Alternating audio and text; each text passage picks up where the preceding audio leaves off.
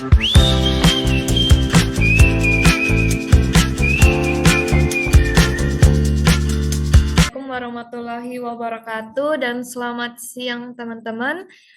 Salam sejahtera bagi kita semua. Perkenalkan saya Angel Claudia selaku moderator yang akan memandu jalannya pelatihan Rumah BUMN yang mengangkat tema tips dan trik pembuatan konten. Sebelum kita memulai pelatihan, saya ingin cross check terlebih dahulu apakah suara saya terdengar jelas teman-teman. Oke. Baik, terima kasih atas responnya. Saya rasa sudah jelas. Sebelum kita memasuki sesi penjelasan dalam pelatihan, izinkan admin untuk membagikan link di kolom chat Zoom meeting yang perlu teman-teman peserta ikuti, seperti memfollow akun Instagram Rumah BUMN Makassar, Internship Makassar, Event RB Makassar, Produk UMKM RB Makassar, serta subscribe akun YouTube Rumah BUMN Makassar, dan memfollow akun TikTok Rumah BUMN Makassar. Mohon untuk mikrofon di-mute selama pelatihan dan wajib on cam. Jika ada pertanyaan, dapat disampaikan pada sesi tanya jawab. Dan mohon partisipasinya untuk membuat story lalu tag akun Rumah BUMN Makassar. Selain itu, bagi teman-teman peserta yang memiliki usaha, silakan mendaftarkan produknya di e-katalog UMKM. Ini kesempatan untuk memperluas jangkauan bisnis teman-teman peserta dengan cara mengisi link katalog produk. Benefitnya yaitu berpeluang ikut serta dalam berbagai event seperti basar, pameran, dan juga expo. Untuk itu, saya persilakan admin memberikan informasi lebih lanjut melalui kolom Zoom meeting. Sebelum kita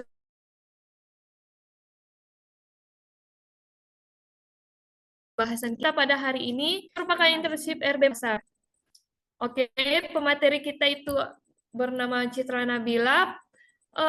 Ia merupakan mahasiswi Universitas Negeri Makassar dengan pendidikan kesejahteraan keluarga atau tata busana dan ia merupakan owner Midnight Things dari tahun 2020 sampai sekarang, dan juga ia merupakan pernah mengikuti pelatihan wirausaha digital marketing ekonomi kreatif atau Widuri Ekraf tahun 2023 dan juga pelatihan digital branding untuk wirausaha 2023, pelatihan MC dan protokoler tahun 2023, serta menjadi wakil ketua panitia fashion show tahun 2024.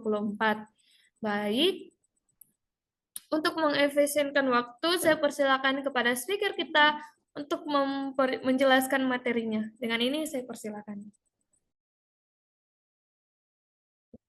Baik, terima kasih atas kesempatan yang diberikan. Halo semua, Assalamualaikum warahmatullahi wabarakatuh. Supaya tidak lama, langsung saja. Saya Citra Nabila, kali ini saya akan memaparkan atau sharing ke kalian tentang tips dan trik untuk membuat konten. Boleh di next?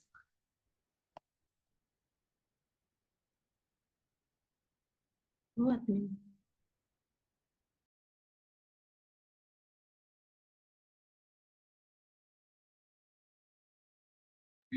Oke, sebelum kita belajar soal jenis-jenis konten, pertama kita harus tahu dulu apa itu konten.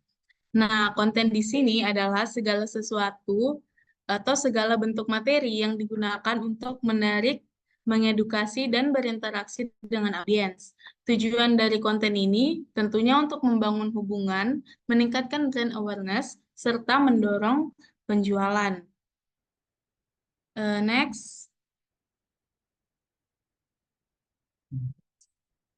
Boleh di next, admin. Admin.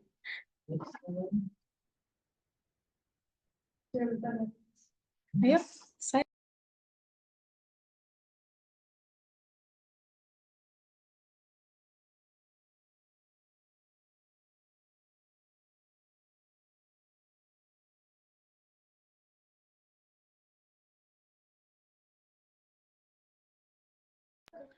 Oke, selanjutnya itu berdasarkan bentuknya, ada 4 jenis konten yang umum dikenal oleh masyarakat sekarang, yaitu yang pertama ada yang berbentuk tulisan.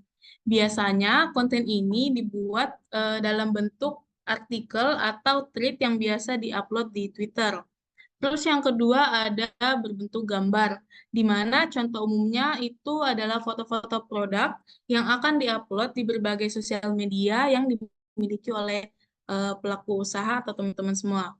Umumnya jenis konten ini di-up di sosial media seperti di Instagram, WhatsApp, serta Facebook. Yang ketiga ada konten berbentuk video. Jenis konten ini adalah jenis konten yang paling diminati oleh kalangan masyarakat sekarang karena konten ini mudah untuk dikonsumsi dan lebih menarik karena dia itu menggabungkan visual, audio, serta narasi, di mana audiens tidak perlu capek-capek untuk membaca panjang pesan atau informasi yang ingin kita sampaikan. Mereka cukup menonton video dalam hitungan detik. Algoritma sosial media juga yang sedang tren sekarang itu lebih mendukung konten yang berbentuk video, sehingga lebih berpotensi untuk meningkatkan engagement usaha teman-teman. Eh, Terus yang terakhir ada konten berbentuk audio. Konten berbentuk audio dalam pasaran digital merupakan sebuah usaha yang cukup menjanjikan. Hal ini karena audio itu lebih termasuk yang praktis dan mudah dikonsumsi oleh audiens. Konten ini biasanya dibuat dalam format seperti podcast, voice note promosi, atau iklan audio di platform seperti Spotify. Konten audio memungkinkan teman-teman untuk membangun koneksi yang lebih personal dengan pelanggan. Keunggulan utama dari konten ini adalah kemampuannya untuk bisa disimak tanpa audiens itu harus menonton atau melihat ke layar, sehingga cocok buat audiens yang sedang sibuk atau sering melakukan multitasking. Maka dari itu, teman-teman UMKM bisa nih menggunakan podcast sebagai tempat untuk berbagi cerita tentang sejarah brand, wawancara dengan pelanggan, atau memberi edukasi terkait produk dan industri kita. Next.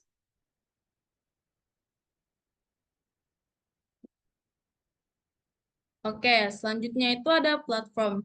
Nah, platform yang paling sering digunakan zaman sekarang dan yang bakalan kita bahas itu adalah ada dua, yaitu platform TikTok dan Instagram. Melalui media ini, teman-teman bisa menjangkau banyak calon pelanggan tanpa harus memiliki banyak followers terlebih dahulu. Karena jangkauan di sosial media ini sangat luas dengan algoritma yang cukup menguntungkan. Selain itu, kedua sosmed ini memiliki banyak fitur interaktif yang bisa meningkatkan engagement atau usaha kita. Meningkatkan engagement akun usaha kita. Misalnya seperti fitur komentar, polling, dan Q&A yang memungkinkan interaksi langsung ke calon pelanggan teman-teman. Apalagi sekarang itu sudah ada fitur live shopnya kayak di TikTok Shop itu kita udah bisa di TikTok kita udah bisa live sambil memasukkan keranjang kuning jadi calon pelanggan itu bisa membeli secara real time juga. Terus platform ini juga cocok buat berbagai jenis produk dan jasa teman-teman mulai dari fashion, makanan, jasa kreatif, semua bisa dipromosikan dengan efektif melalui platform ini. Dan tentunya platform ini gratis sehingga bisa hemat biaya pemasaran. Teman-teman pastinya nggak perlu budget yang besar untuk iklan karena dengan konten organik pun tanpa menggunakan fitur ads yang ada di sosial media ini, kita juga bisa tetap menjangkau banyak calon-calon pelanggan. Oke, next.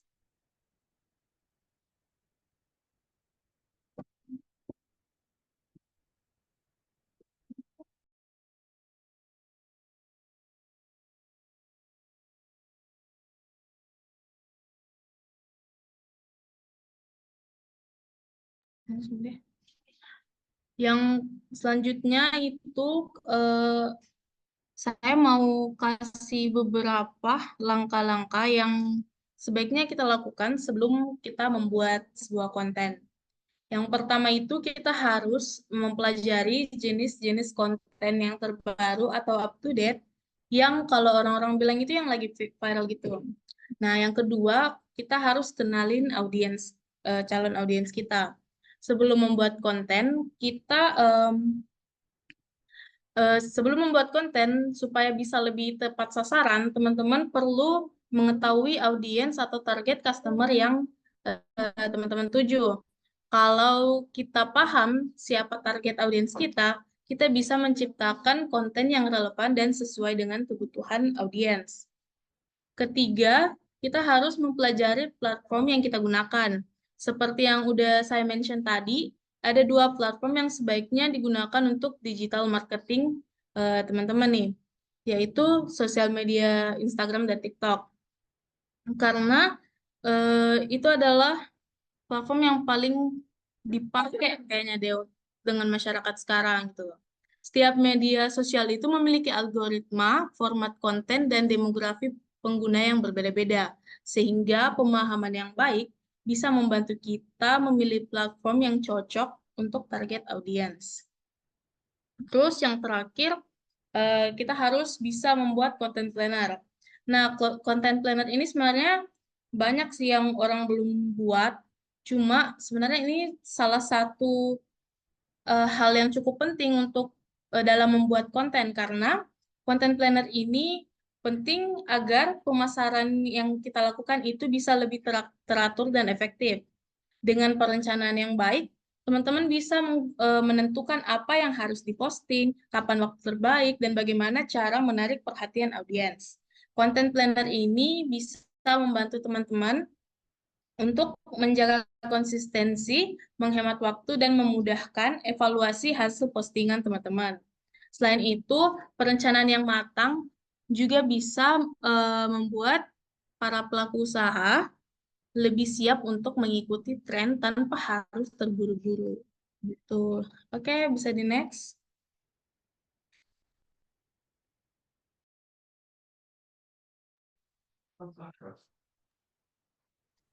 Oke, selanjutnya saya mau sharing soal berbagai jenis konten berdasarkan tujuannya. Tadi kan udah berdasarkan bentuknya. Sekarang berdasarkan tujuannya. Dari apa? Dari pengamatan saya ada dua jenis konten yang bisa kita kenali berdasarkan tujuannya. Yang pertama itu ada konten edukatif.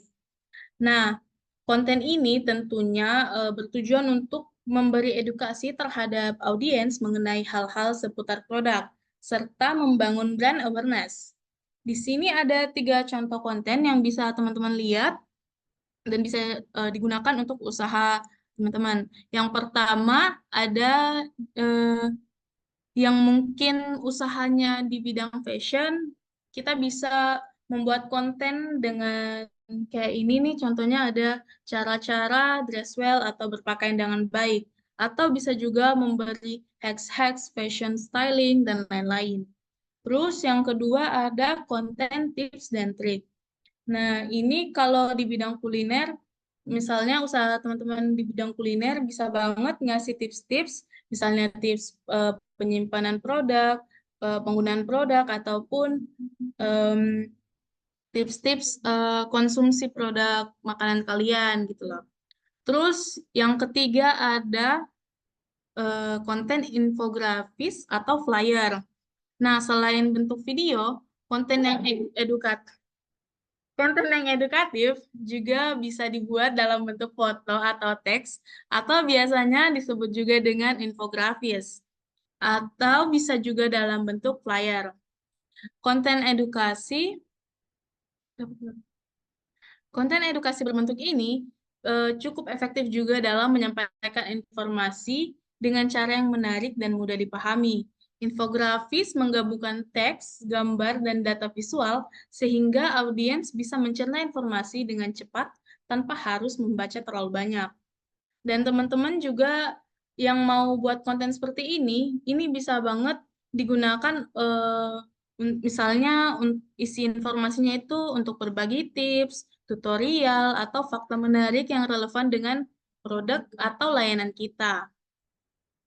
Dengan desain yang menarik dan informasi yang bermanfaat, konten ini dapat membangun kredibilitas bisnis teman-teman dan meningkatkan kesadaran merek atau brand awareness di mata customer. Contohnya di sini ada salah satu konten yang saya ambil dari usaha kawan daging. di mana dia membuat infografis yang berisi edukasi mengenai perbedaan antara daging frozen dan yang fresh gitu. Oke, next.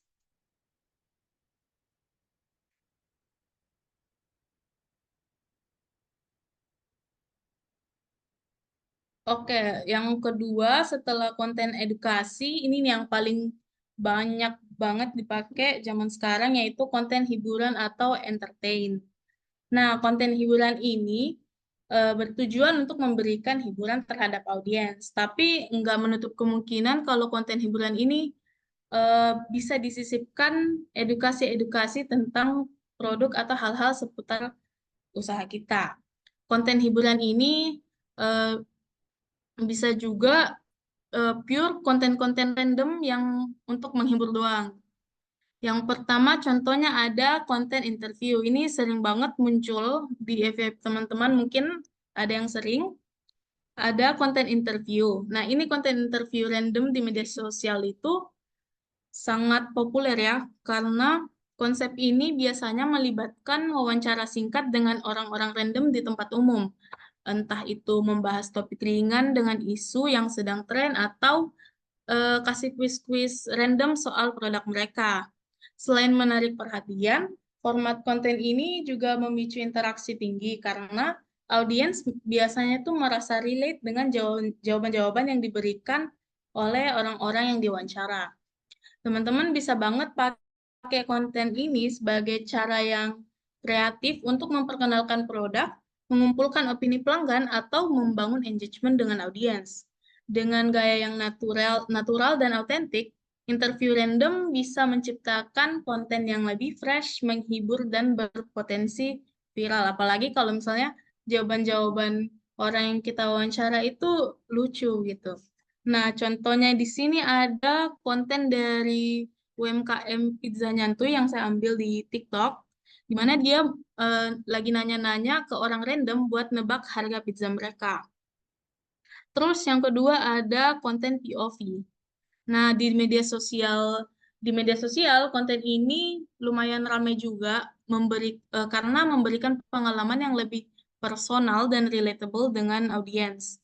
Konsep ini biasanya menampilkan sudut pandang tertentu seperti skenario lucu, situasi emosional, atau tren yang sedang viral. Dengan gaya storytelling yang kuat, konten POV bisa membangun ketertarikan emosional dan meningkatkan engagement. Bagi teman-teman, format ini bisa digunakan untuk menunjukkan pengalaman pelanggan, memperkenalkan produk dengan cara kreatif, ataupun membangun brand personality yang lebih dekat dengan audiens. Konten POV yang menarik dan autentik tentu juga bisa berpotensi untuk viral sehingga bisa menjangkau banyak target calon-calon pembeli kita. Oke, next.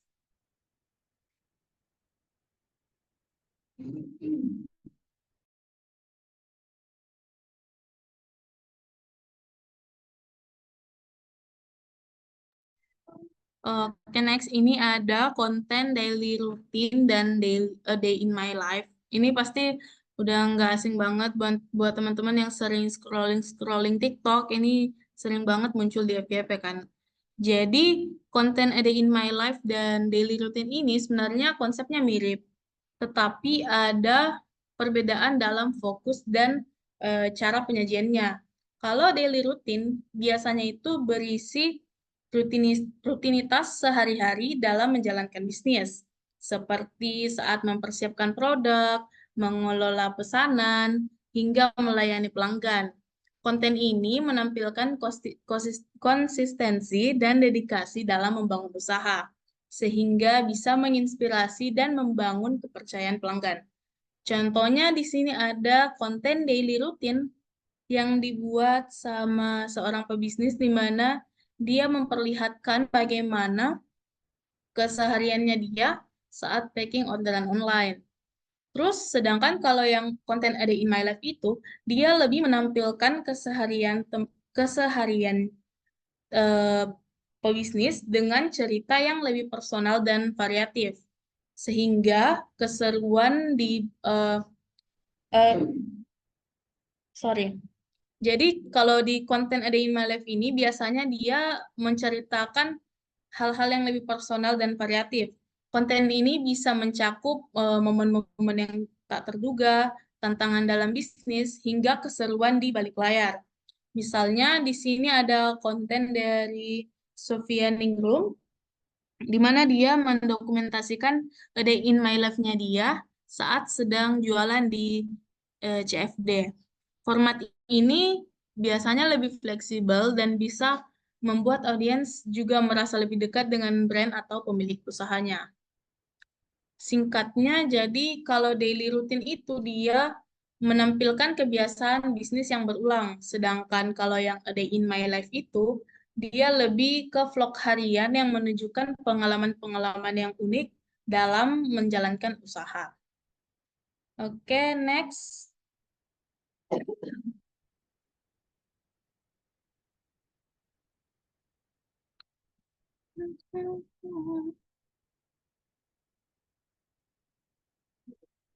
Mana ini next?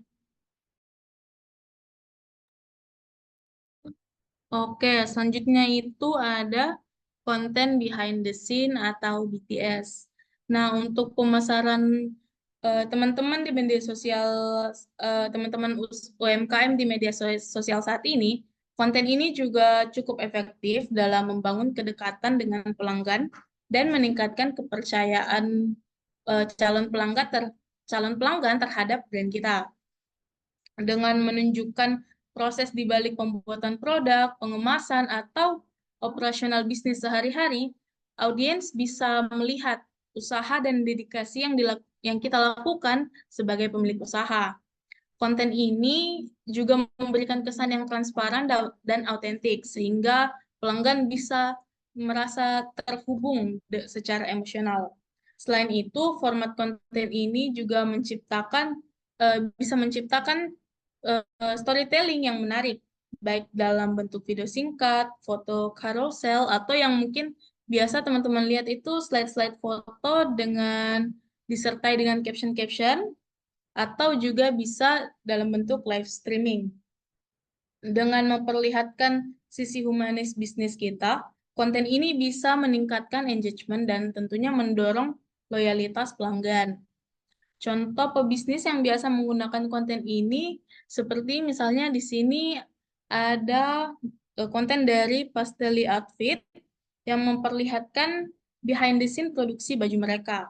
Atau mungkin biasa teman-teman tahu nih konten yang biasa dibuat sama Cimehong atau Mami Toko, di mana mereka sering banget nih memperlihatkan proses-proses pembuatan produk mereka, gitu loh, mulai dari masak, packing, dan lain-lain.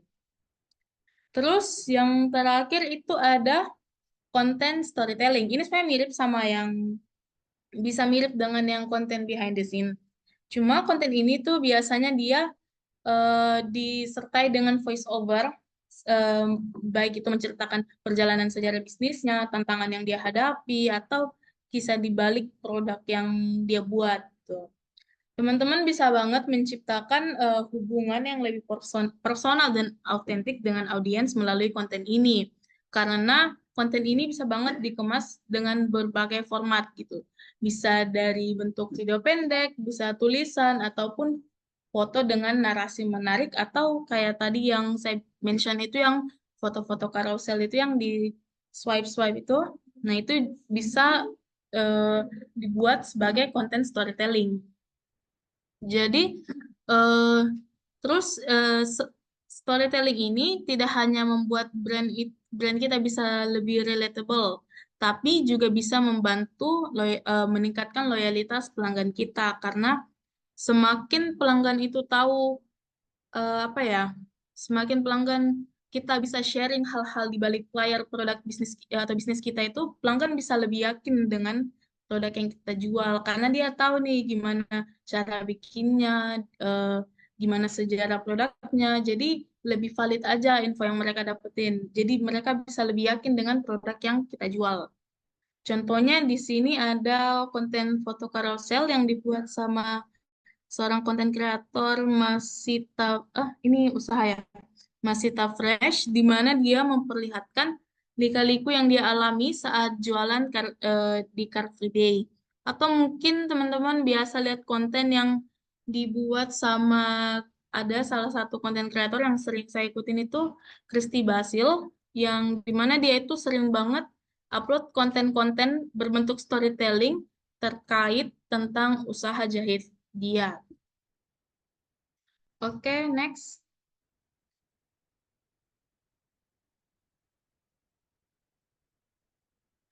Oke, ini tadi kan kita udah bahas nih banyak banget jenis-jenis konten, terutama konten hiburan yang bisa kita buat sebagai bentuk pemasaran digital bisnis teman-teman.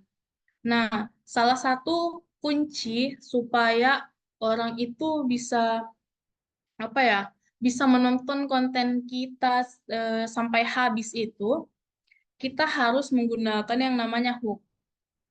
Hook itu dalam konten adalah elemen pembuka yang menarik perhatian audiens dalam hitungan detik pertama. Biasanya itu 3 sampai 5 detik pertama. Hook ini berfungsi untuk membuat orang tertarik, berhenti scrolling dan melanjutkan membaca atau menonton atau bahkan berinteraksi dengan konten yang kita buat. Nah, supaya teman-teman bisa lebih jelas nih gambarannya soal hook ini, langsung aja ini beberapa ada 3 contoh jenis hook yang menurut saya tuh sering banget dipakai sama konten-konten kreator zaman sekarang. Mungkin bisa di next. Oke, yang pertama itu uh, curiosity hook atau hook yang dia itu mengambil atau memakai rasa penasaran audiens. Jadi, hook ini adalah teknik dalam pembuatan konten yang bertujuan untuk membangkitkan rasa penasaran audiens agar mereka itu tertarik dan terus melihat atau membaca lebih lanjut konten kita. Hook ini biasanya berupa pertanyaan, pernyataan yang mengejutkan, atau kalimat-kalimat yang menggantung, sehingga audiens merasa harus cari tahu nih jawaban dari hook kita. Dalam pemasaran digital, curiosity hook ini sering digunakan di awal video, caption, ataupun judul untuk meningkatkan engagement.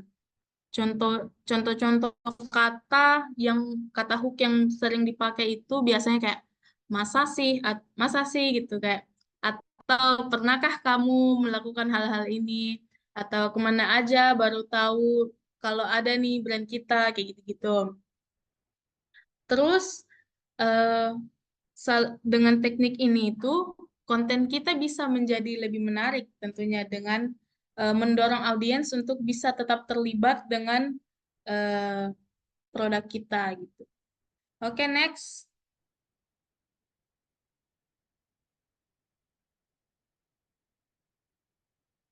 Next. Oke, Oke, yang kedua itu ada educative hook. Nah, seperti judulnya edukatif atau edukasi, hook ini adalah teknik dalam pembuatan konten yang menarik perhatian audiens dengan memberikan informasi atau wawasan yang bermanfaat sejak awal. Hook ini biasanya digunakan untuk menarik audiens yang ingin belajar sesuatu atau mencari solusi atas masalah tertentu. Dalam pemasaran digital, 013. Dalam pemasaran digital, educative hook ini sering banget ditemukan dalam bentuk fakta-fakta menarik, tips-tips praktis, atau pertanyaan edukatif yang membuat audiens ini bisa ingin tahu lebih lanjut. Mirip sih sama yang sebelumnya, karena intinya kan hook ini sebenarnya untuk bikin si audiens ini penasaran sampai dia nonton konten kita sampai habis. Contoh-contohnya itu misalnya kayak ini adalah cara mudah mengelola keuangan bisnis atau bisa juga kayak ini dia tips-tips bla bla bla bla atau cobain cara ini kayak gitu. Dengan pendekatan ini konten kita tidak hanya menarik tapi juga bisa memberi nilai tambah bagi audiens. Next, 113. Kamu pasal kurang. Oke, next.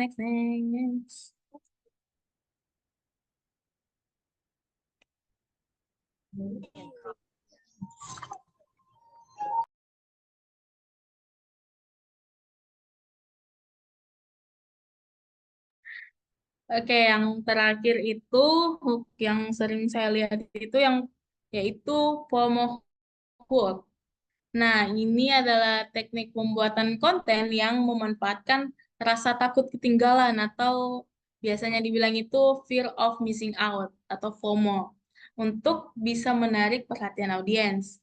Nah, hook ini biasanya digunakan untuk menciptakan urgensi atau mendorong audiens agar bisa cepat-cepat nih ambil tindakan, misalnya kayak untuk supaya dia bisa cepat langsung beli produk atau mengikuti tren atau bergabung dalam suatu kesempatan. Kayak misalnya pelatihan ini kan biasanya ada tuh konten-konten calling out. Nah, itu bisa menggunakan FOMO hook supaya audiens itu mau ikut, mau ikut terajak melakukan sebuah aksi tentang produk kita. Dalam pemasaran digital, FOMO hook ini biasanya dikemas dengan berbagai kata-kata, misalnya kayak hanya tersedia hari ini, atau jangan sampai ketinggalan tren yang lagi viral ini, atau sudah banyak yang mencoba, kamu kapan? Kayak gitu. Dengan pendekatan ini, audiens bisa lebih terdorong tentunya untuk bertindak lebih cepat agar mereka tidak merasa tertinggal atau fear of missing out. Oke, jadi itu materi dari saya. Next, mungkin ada yang mau bertanya?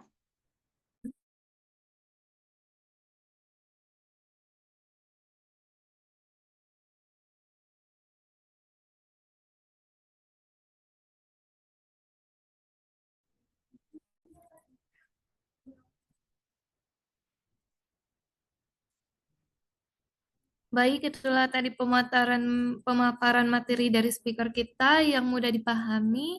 Selanjutnya kita masuk di sesi tanya jawab. Saya persilakan kepada teman-teman peserta yang ingin bertanya, silakan raise hand.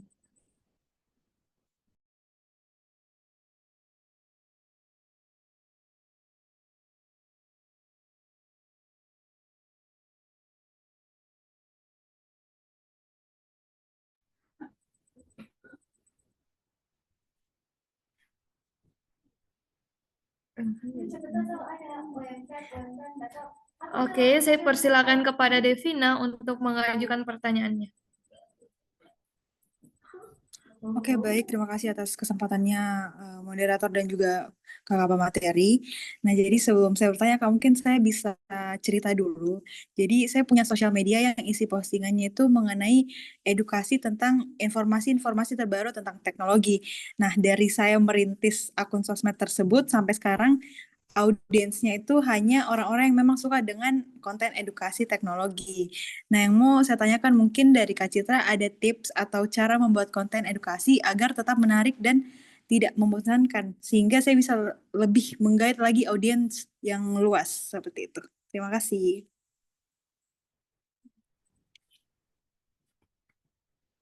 Baik, terima kasih atas pertanyaan pertama dari Saudari Devina. Untuk lebih jelasnya lagi, mohon untuk diketik ulang kembali pada kolom chat Zoom meeting agar memastikan pertanyaannya terpantau dengan jelas. Terima kasih. Selanjutnya,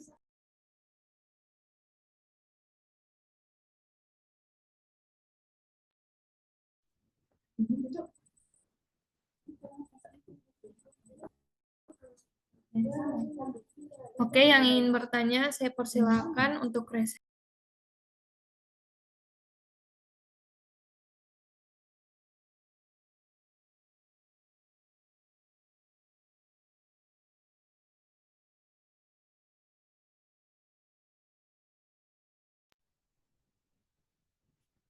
Oke, saya persilakan kepada Alif untuk mengajukan pertanyaannya.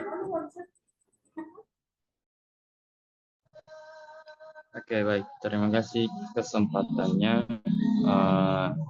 Sebelumnya, terima kasih telah memberikan kesempatan. Jadi, umat manusia diperkenalkan kepada artificial intelligence atau biasa disebut dengan AI pada tahun 1960-an. Kalau tidak salah itu adalah nama programnya adalah ELISA, yang mana program itu sendiri dirancang untuk mampu berinteraksi dengan manusia. Nah, makin seiring berjalannya waktu, adopsi dari AI sendiri kepada masyarakat itu sudah menjadi lebih luas, terutama puncaknya ada di 2022, di mana hampir seluruh mahasiswa ataupun pelajar itu sudah menggunakan AI. Nah, yang menjadi pertanyaan saya kemudian, apakah ranah konten kreator ini akan tergantikan dengan AI nantinya, dan apakah itu dampaknya buruk atau baik? Karena jika karena dengan faktor pembandingnya di sisi UMKM sendiri, itu mereka malah untung karena tidak lagi bisa dikatakan less effort untuk membuat konten-konten untuk menarik audiens. Nah, sedangkan di sisi konten kreator sendiri, kita tahulah AI zaman sekarang itu sudah banyak yang menggantikan pekerjaan orang-orang. Jadi apakah if there's any chance that AI will replace the content creator, is it good or bad? Ya, menurut pemateri sebagai content creator sendiri, itu yang ingin saya tanyakan. Terima kasih.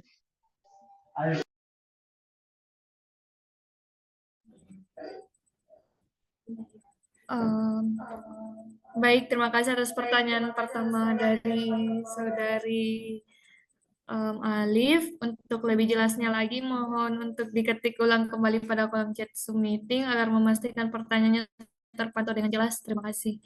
Saya tampung terlebih dahulu pertanyaannya, jadi diberi waktu untuk dijawab. Oke.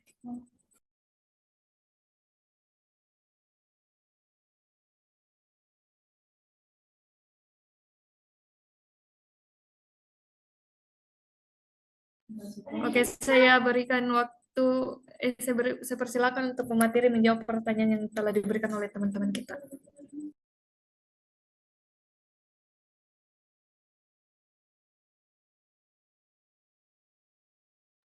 Oke, terima kasih atas pertanyaan yang diberikan. Pertama, saya mau jawab dulu pertanyaan dari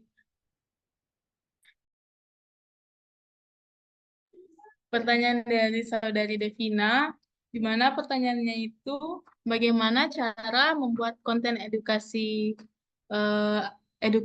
agar tetap menarik dan tidak membosankan sehingga bisa menggait audiens yang lebih luas. Oke, tadi kan udah saya jelasin salah satu kunci supaya konten kita ini bisa dinonton habis oleh masyarakat itu salah satu tipsnya itu pakai hook yang kuat.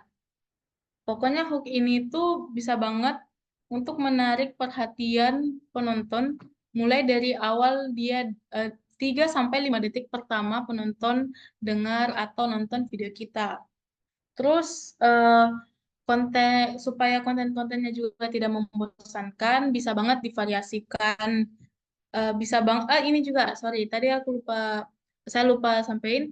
Salah satu cara untuk membuat sebuah konten itu, kita juga perlu namanya konten pilar.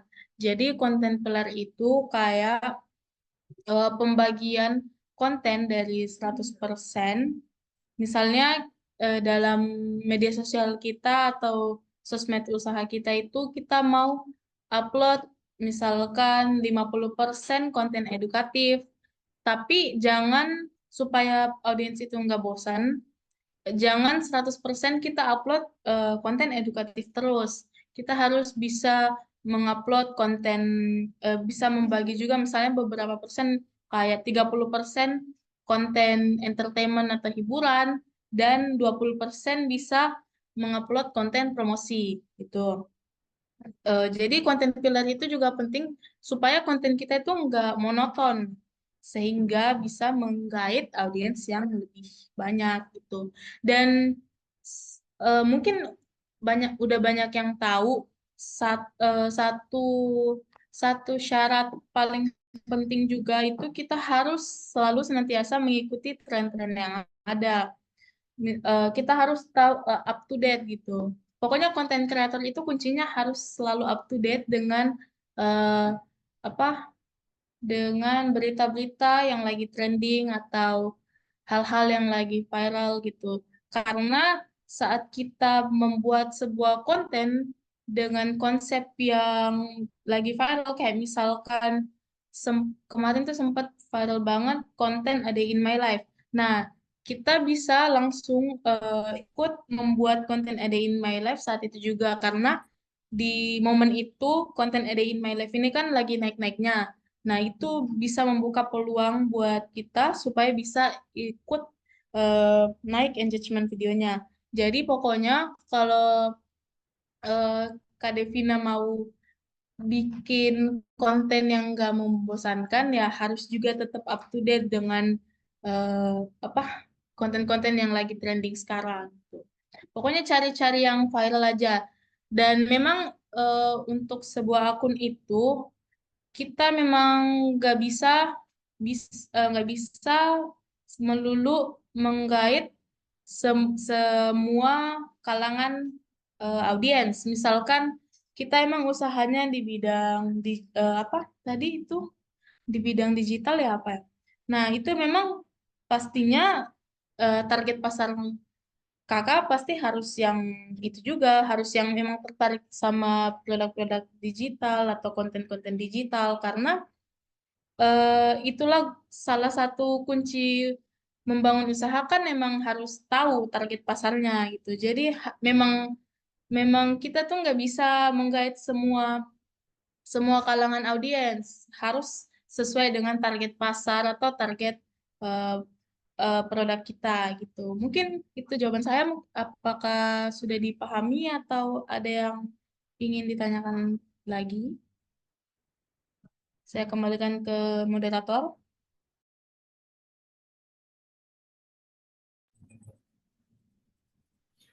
Baik, terima kasih atas jawaban dan respon dari speaker kita. Saya kembalikan kepada Devina, apakah sudah dipahami?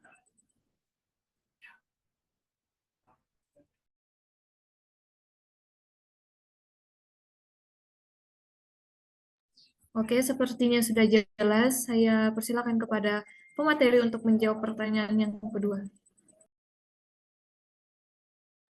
Oke, ini pertanyaan susah. Pertanyaan kedua cukup susah ya. Karena ini membahas AI, tapi saya akan coba jawab. Jadi pertanyaannya itu, apakah ada kemungkinan AI akan mengganti posisi konten kreator? Apakah dampaknya buruk atau baik? Karena dengan faktor pertimbangan di sisi UMKM sendiri justru menguntungkan karena mereka dapat mengurangi biaya operasional, dan di sisi konten kreator sendiri dampaknya bisa buruk karena demand dari real people content creator ini berkurang. Menurut saya pribadi sih nggak bisa digantikan sepenuhnya ya, tapi emang AI itu bisa membantu atau juga bisa apa ya digunakan menggantikan posisi konten kreator, tapi menurut saya nggak sepenuhnya karena eh, kita sebagai konten kreator memang memang bisa memanfaatkan AI untuk membantu mempermudah kita dalam membuat konten. Misalkan kayak penyusunan skrip, itu kan biasa orang paling umum itu pakai ChatGPT. Nah, itu emang udah umum banget. Tapi bagaimanapun juga, menurut saya orang-orang itu sekarang apa ya? Pastinya bakal lebih yakin kalau konten kreator atau konten yang dia nonton itu berasal dari manusia manusia beneran, misalnya orang orang beneran yang bicara gitu. Karena kalau saya pribadi, saya lebih yakin saat dengan informasi yang saya dapatkan dari konten kreator yang menyampaikan pesannya itu melalui bicara langsung dibandingkan dengan kan ada tuh konten-konten yang pakai suara AI kayak informasi-informasi yang pakai suara AI itu menurut saya justru kurang meyakinkan untuk bisa apa ya untuk bisa kurang meyakinkan deh pokoknya informasinya karena bisa jadi itu hoax kan karena kalau AI itu dia apa ya pokoknya bisa digunakan oleh pihak-pihak yang kurang baik lah. Jadi menurut saya dampaknya buruk atau baik sebenarnya baik-baik aja selama kita bisa mengatur porsi penggunaan AI dan sebenarnya konten itu em, apa ya bagaimanapun juga selalu ada sisi emosional yang bisa disampaikan kalau konten itu dibuat oleh manusia langsung atau orang beneran gitu daripada AI. Terus kalau karena faktor pertimbangan di sisi UMKM sendiri justru menguntungkan ya. Ya itu juga menguntungkan karena kayak apa ya daripada kita menyewa apa ya orang-orang untuk menulis skrip konten kita kan ada tuh yang pakai jasa orang. Nah kita bisa pakai AI untuk meringankan biaya operasional untuk pembuatan konten daripada kita menyewa konten apa ya istilahnya kayak konsultan gitu. Ya kita bisa pakai AI untuk membantu mempermudah kita mendapatkan ide-ide. Terus di sini pertanyaan apa lagi ya? Kreator sendiri dampaknya bisa buruk karena demand dari real people content berkurang. Hmm, demand dari real people, demand dari real people ini apa ya? Permintaan dari orang yang beneran berkurang gitu ya? Apa gimana Alif? Coba Alif boleh jelasin satu kali lagi deh yang pertanyaan yang terakhir ini. Alif. Iya Kak, yang pertanyaan mana Kak?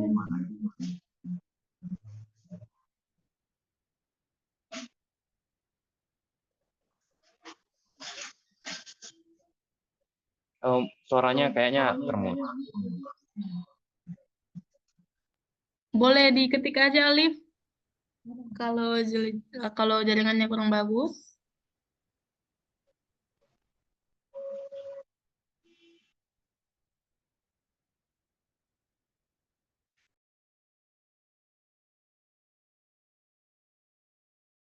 Pertanyaan yang mana Kak?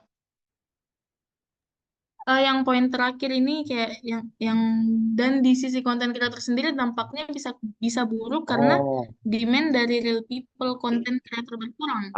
I see. Jadi sebenarnya saya tipe Kak. Itu tanda tanya di akhir itu saya kayaknya salah masuk. Kasih masuk. Karena itu yang menjadi faktor pertimbangan. Apakah ini baik atau buruk? Karena kalau dilihat dari sisi UMKM sendiri justru menguntungkan karena mereka lebih less effort untuk biaya operasionalnya. Sedangkan di sisi kreator sendiri bisa saja tergantikan karena ya potensi AI yang semakin hari semakin meningkat gitu Kak. Itu cuman statement pendukung dari pertanyaan apakah baik atau buruknya itu Kak, gitu.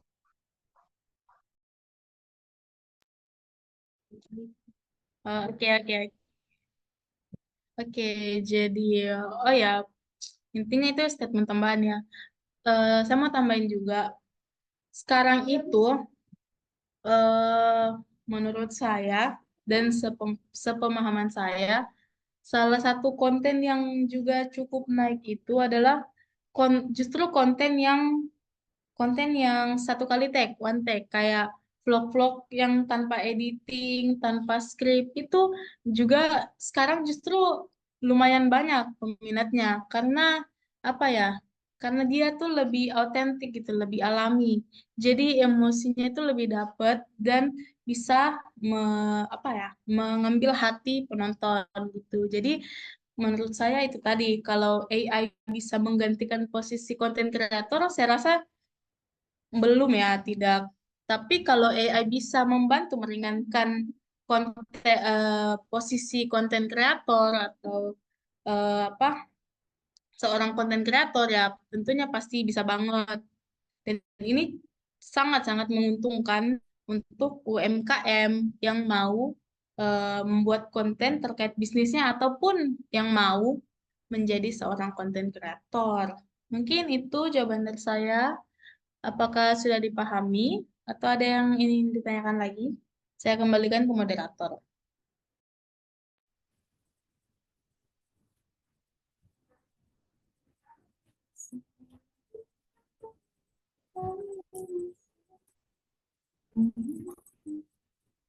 Baik, terima kasih atas jawaban dan respon dari speaker kita. Saya kembalikan kepada Alif, apakah sudah dipahami atau ada ingin dipertanyakan lagi?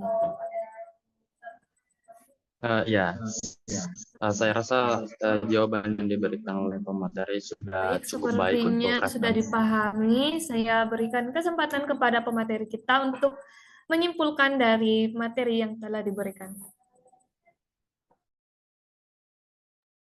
Oke, bisa di next admin untuk kesimpulannya. Udah itu semua.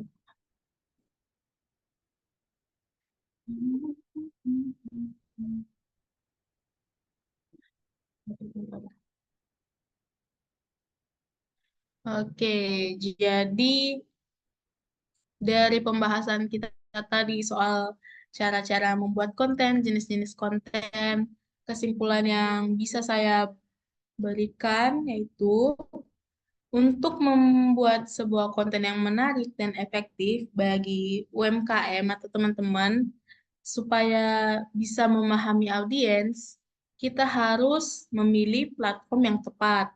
Terus pakai konsep-konsep yang menarik dan gunakan hook yang kuat agar konten kita bisa lebih engaging.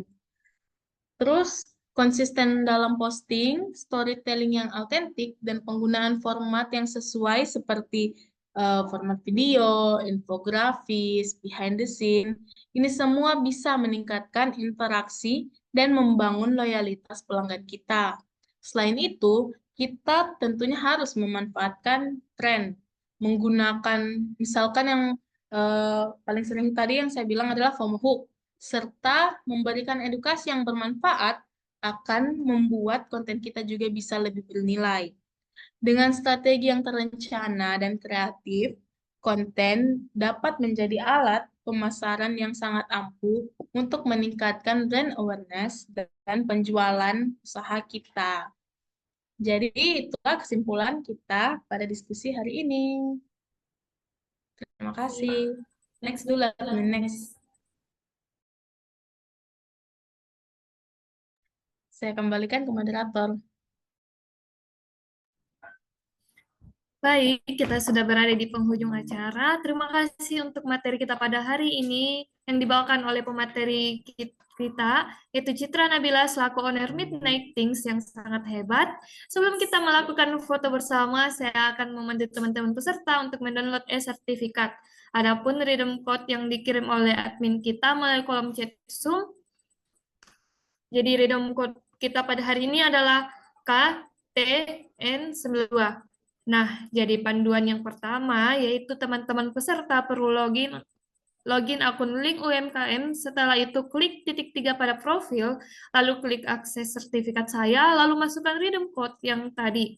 Tapi sebelum memasukkan redeem code, terlebih dahulu teman-teman peserta wajib mengisi kuesioner.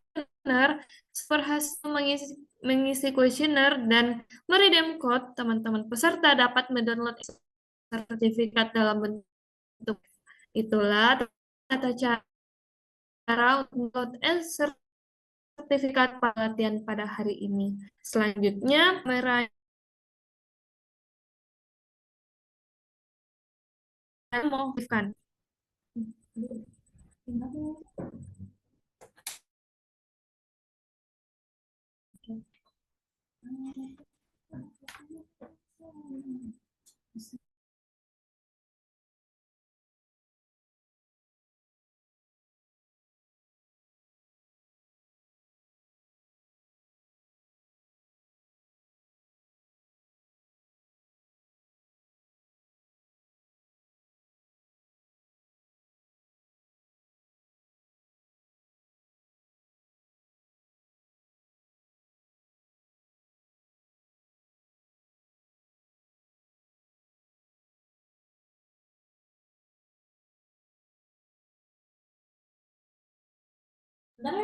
Tolong teman-teman untuk diaktifkan kameranya.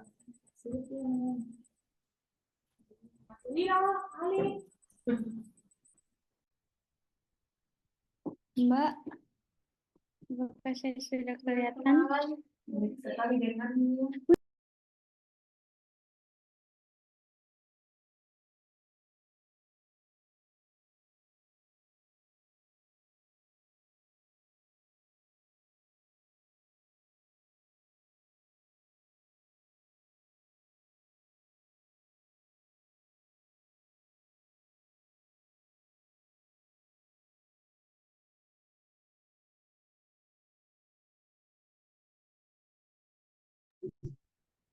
Akila, boleh di on cam. Sultan, Alif, Devina, Marcelino.